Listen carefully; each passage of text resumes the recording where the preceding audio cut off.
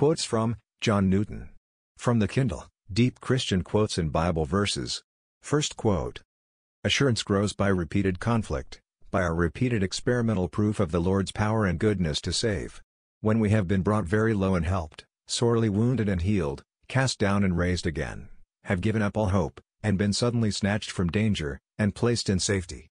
And when these things have been repeated to us and in us 1,000 times over, we begin to learn to trust simply to the word and power of God, beyond, and against appearances. And this trust, when habitual and strong, bears the name of assurance, for even assurance has degrees. Second quote. The Christian knows that it is not necessary to be rich, or to be admired or envied by the vain unthinking world. And that it is absolutely necessary for him to maintain peace of conscience, and communion with God. In these respects, all God's people, however differently situated, are exactly upon a par.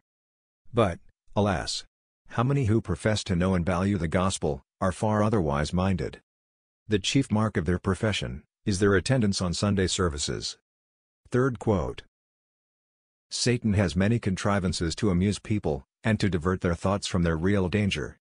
Fourth quote. We are in the Lord's school, the school of the cross. His daily providential dispensations are suited to wean our attachment from everything here on earth, and to convince us that this world cannot be our rest, for it is polluted. Fifth quote. The poor worm is secretly indulging self-applause. Among the many general causes of decline in grace, we may assign a principal place to spiritual pride and self-admiration. If our attainments in knowledge and giftedness, and even in grace, seduce us into a good opinion of ourselves, as if we were wise and good, we are already ensnared, in danger of falling every step we take, of mistaking the right path, and proceeding from bad to worse, without a power of correcting, or even of discovering our deviations. That is, unless and until the Lord mercifully interposes, by restoring us to a spirit of humility, and dependence upon Himself. Sixth quote.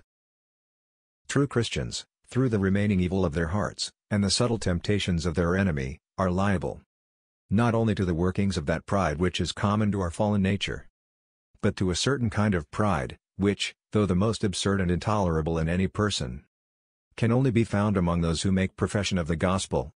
Seventh quote. There is, perhaps, no one test or proof of the reality of a work of grace upon the heart, more simple, clear and infallible, than the general tenor of our speech. For our Lord's aphorism is of certain and universal application, that out of the abundance of the heart, the mouth speaks. Thanks.